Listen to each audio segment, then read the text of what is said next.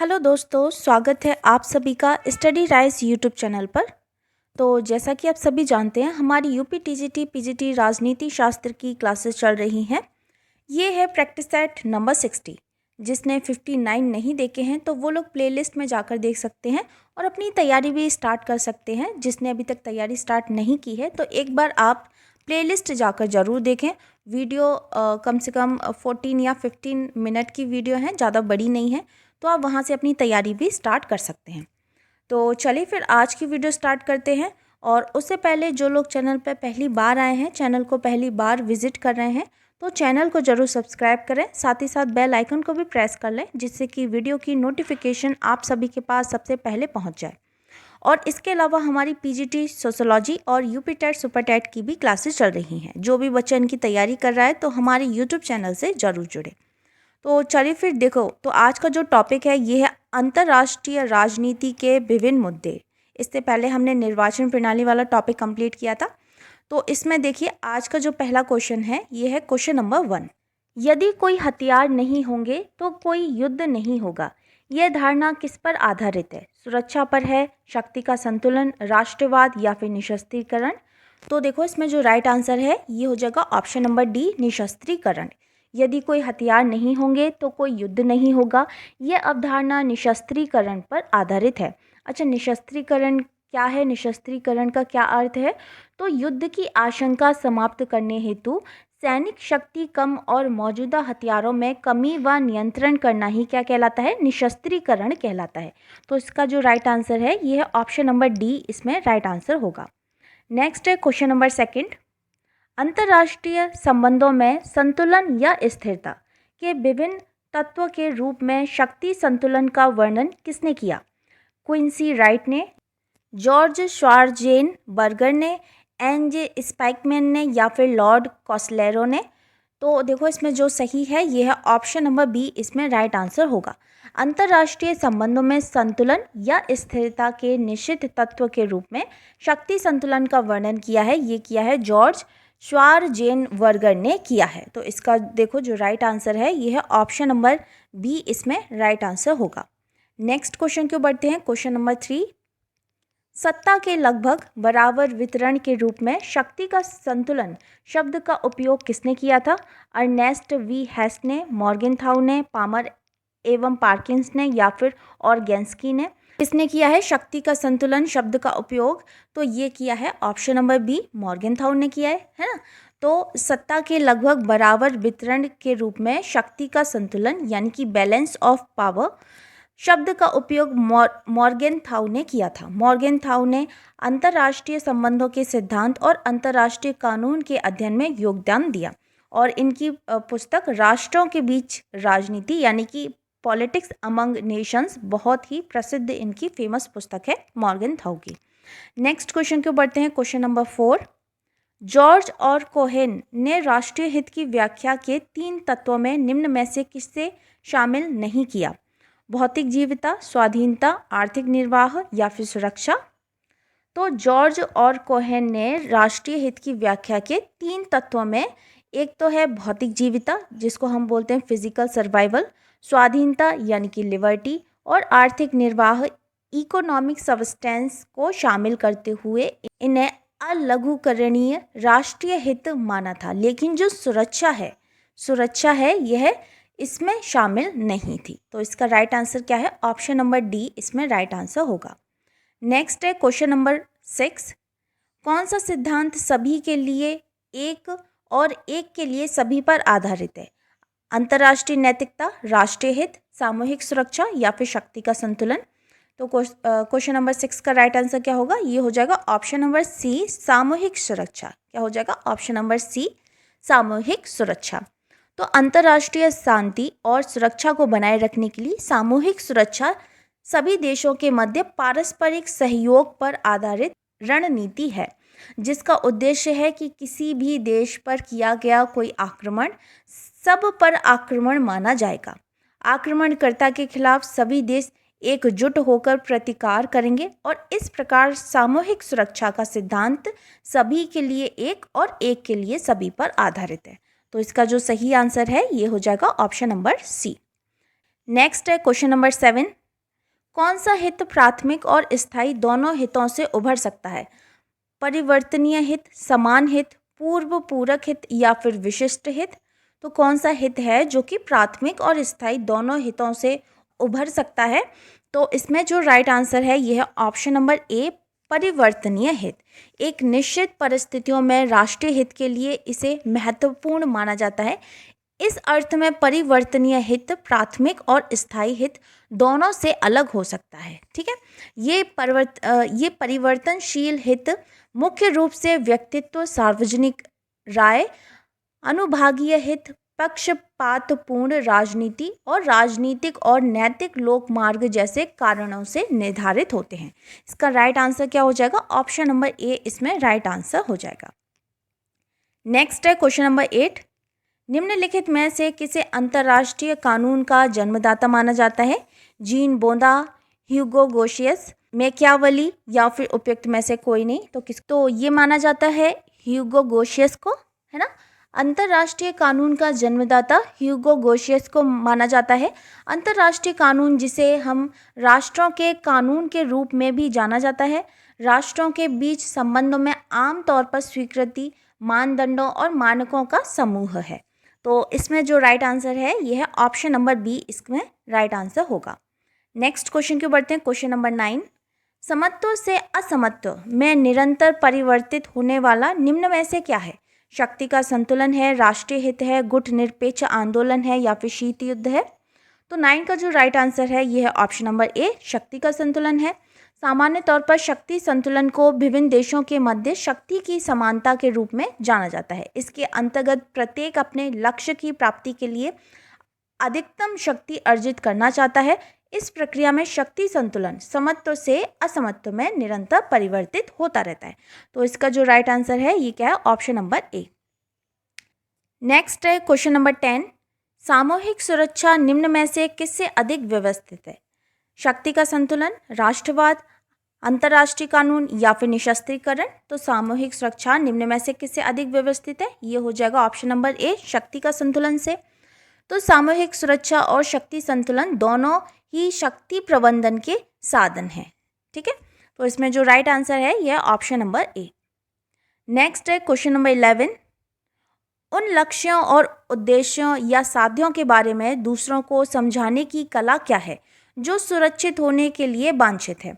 नाकाबंदी है, कूटनीति है, विदेशी सहायता है या फिर प्रचार प्रसार है? तो बताइए इसका राइट आंसर क्या होगा? तो इसमें जो राइट आंसर है ये है ऑप्शन नंबर डी, प्रचार प्रसार है। तो राष्ट्रीय हितों को सुरक्षित करने के संदर्भ में उन लक्ष्यों और उद्देश्यों या साधनों के बारे में दूसरों को समझाने की कला, ये प्रचार प्रसार या फिर प्रोपेगेंडा है। इसमें जो राइट आंसर है यह है ऑप्शन नंबर डी। नेक्स्ट है क्वेश्चन नंबर 12। शक्ति संतुलन व्यवस्था के संतुलन का सबसे अधिक इस्तेमाल किया जाने वाला साधन क्या है? युद्ध है, शांति है, सहबंध है या फिर तटस्थीकरण है?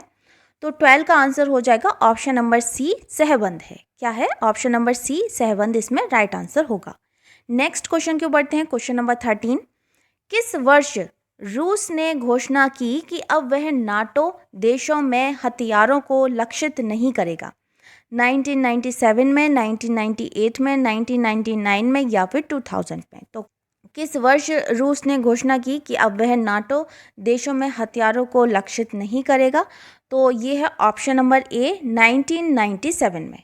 ठीक है, 1997 में इसका सही आंसर है ऑप्शन नंबर ए। तो शीत युद्ध की समाप्ति के बाद मई 1997 में पेरिस में आयोजित नाटो सम्मेलन में नाटो और रूस के मध्य पारंपरिक संबंधों एवं सुरक्षा हेतु सहयोग के भावी रोड मैप पर हस्ताक्षर किए गए। इसी संदर्भ में रूस ने घोषणा भी कर दी थी कि अब जो नाटो देश हैं उनको हम हथियारों को लक्षित नहीं करेंगे।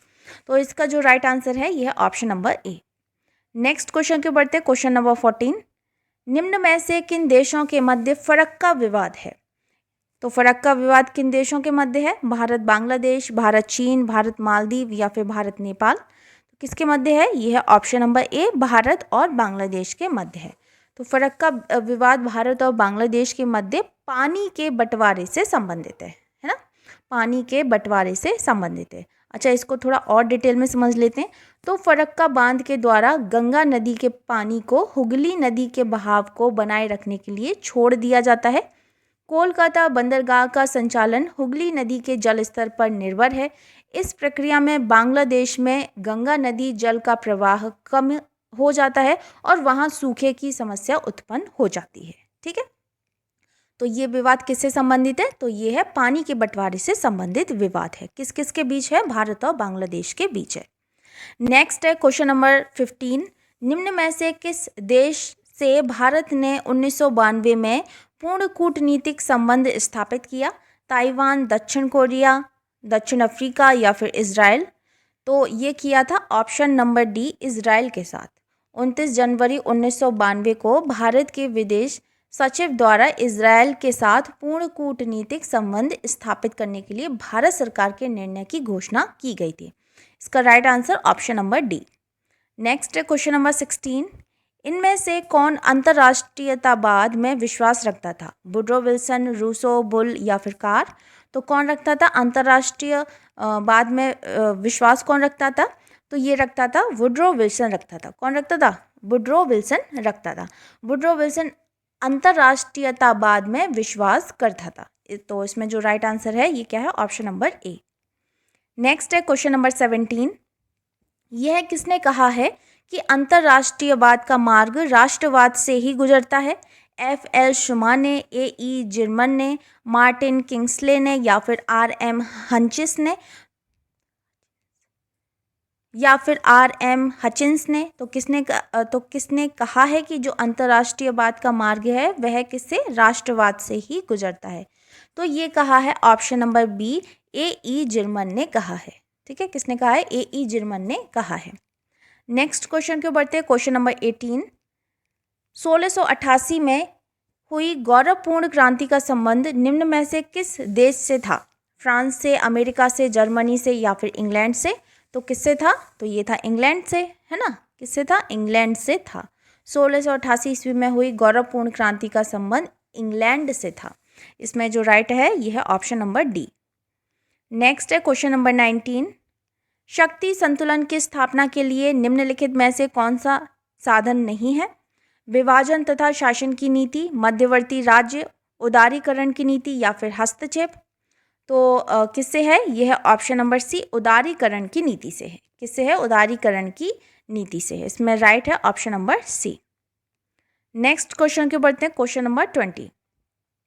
सामूहिक सुरक्षा व्यवस्था अनुमति नहीं देती शस्त्रीकरण की या फिर तटस्थता की, या फिर ए और बी दोनों, या फिर इनमें से कोई नहीं?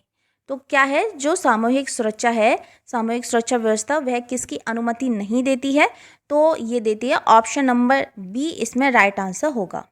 ठीक है, सामूहिक सुरक्षा व्यवस्था तटस्थता की अनुमति नहीं देती है। नेक्स्ट है क्वेश्चन नंबर 21। यहाँ एक दैत्य सो रहा है, उसको सोने दो क्योंकि यदि वह जग गया तो दुनिया को हिला देगा। यह कथन किसके बारे में था? फ्रांस के बारे में, जर्मनी के बारे में, जापान के बारे में या फिर चीन के बारे में? तो किसके बारे में है? तो ये है ऑप्शन नंबर डी, चीन के बारे में है ना। तो यहाँ एक दैत्य सो रहा है, उसको सोने दो क्योंकि यदि जग गया तो दुनिया को हिला देगा। ये नेपोलियन ने यह कथन चीन के संदर्भ में कहा था। किसने कहा था? नेपोलियन ने कहा था, चीन के संदर्भ में कहा था। नेक्स्ट है क्वेश्चन नंबर 22। फ्रांस की राज्य क्रांति का स्वरूप था बुर्जुआ यानी कि मध्य वर्ग, सर्वहारा, समाजवाद या फिर नव लोकतांत्रिक? तो जो फ्रांस की राज्य क्रांति थी उसका स्वरूप क्या था? तो ये था बुर्जुआ यानी कि मध्य वर्ग। फ्रांस की राज्य क्रांति का स्वरूप बुर्जुआ था क्योंकि 16वीं 17वीं शताब्दी में फ्रांस में मध्य वर्ग सचेत और सुसंगठित हो चला था क्योंकि बढ़ता हुआ व्यवसाय उसके हाथ में था। लेकिन इस समय राजतंत्र का केंद्रीकरण बढ़ता ही जा रहा था। पुरातन सामंती व्यवस्था में बूर्बो वंश का लुई 14वां जैसे शासक यहाँ हुए जो कहा करते थे कि मैं ही राज्य हूँ, है ना। किसने कहा था? लुई 14वें ने कहा था। और फिर उसके बाद लुई 16वें के काल में 1789 में फ्रांस में क्रांति हुई और फ्रांस की क्रांति में वैचारिक योगदान रूसो, वोल्टेयर, मोंटेस्क्यू आदि ने दिया। तो इसका जो राइट आंसर है ये है ऑप्शन नंबर ए, इसमें राइट आंसर होगा। नेक्स्ट है क्वेश्चन नंबर 23। तो ये अब कथन कारण वाला क्वेश्चन है। तो इसमें कथन दिया है, यह मानने के लिए कारण है कि राष्ट्र का युग अब समाप्ति की ओर है। कारण इसमें क्या दे रहा है, राष्ट्रवाद के कारण नए राज्यों का जन्म, साम्राज्यों के विघटन और सीमाओं का पुनर्निर्धारण हुआ है। तो ये कथन कारण वाला सवाल है। तो इसमें देखो क्या दिया है कि जिस प्रकार परिवार और समुदाय अपना अस्तित्व बनाए हुए है, उसी प्रकार राष्ट्र का अस्तित्व भी बना रहेगा। इन सभी संस्थाओं का संबंध भावनात्मक स्थिति से है, जिसे कभी समाप्त नहीं किया जा सकता। तो आता है उपयुक्त प्रश्न में जो कथन है वह गलत है और कारण इसमें जो दिया गया है वह सही दिया गया है ना। तो इसमें कारण तो इसमें सही दिया गया है, यानी कि आर सत्य है। तो ये हो जाएगा ऑप्शन नंबर डी हो जाएगा। ए असत्य है परंतु आर सत्य है। नेक्स्ट है क्वेश्चन नंबर 24। विकासशील देशों के अल्प विकास का कारण है ढांचागत सुविधाओं का अभाव, परंपरागत कृषि, दक्ष एवं ईमानदार प्रशासकों का अभाव, या फिर इनमें से सभी। तो विकासशील देशों के अल्प विकास का कारण क्या है, तो ये है ढांचागत सुविधाओं का अभाव भी है, परंपरागत कृषि भी है, दक्ष एवं ईमानदार प्रशासकों का अभाव भी है। तो इसका राइट आंसर है ऑप्शन नंबर डी, इनमें से सभी। क्या हो जाएगा, इनमें से सभी। नेक्स्ट क्वेश्चन की ओर बढ़ते हैं और आज का लास्ट है क्वेश्चन नंबर 25। 1965 ईस्वी में भारत पाक युद्ध के समय पाकिस्तान का शासक कौन था? यहिया खान, Z.A. भुट्टो, सिकंदर मिर्जा, या फिर अयूब खान। तो बताइए कौन था? 1965 में भारत पाक का जब युद्ध हुआ था तो उस समय पाकिस्तान का शासक कौन था? तो देखो ये था option number D, Ayub Khan. कौन था? Option number D, Ayub Khan. तो 1965 ईस्वी में भारत पाक युद्ध के समय पाकिस्तान के शासक यानी कि राष्ट्रपति उस समय कौन था? वह था अयूब खान था। तो इसका जो सही है राइट आंसर है यह है ऑप्शन नंबर डी, इसमें राइट आंसर होगा। तो फ्रेंड्स ये थी आज की वीडियो अगर आपको पसंद आती है तो इसे लाइक कमेंट शेयर ज़रूर करें और अपने दोस्तों के साथ भी इसको ज़रूर शेयर करें। अब जो नेक्स्ट वीडियो आएगी तो ये काफ़ी बड़ा है ये टॉपिक, तो इसमें 1-2 वीडियो और आएंगी, है ना। फिर उसके बाद ये वाला टॉपिक कंप्लीट हो जाएगा। तो मिलते हैं फिर बहुत जल्द नेक्स्ट वीडियो में। तब तक के लिए थैंक यू सो मच।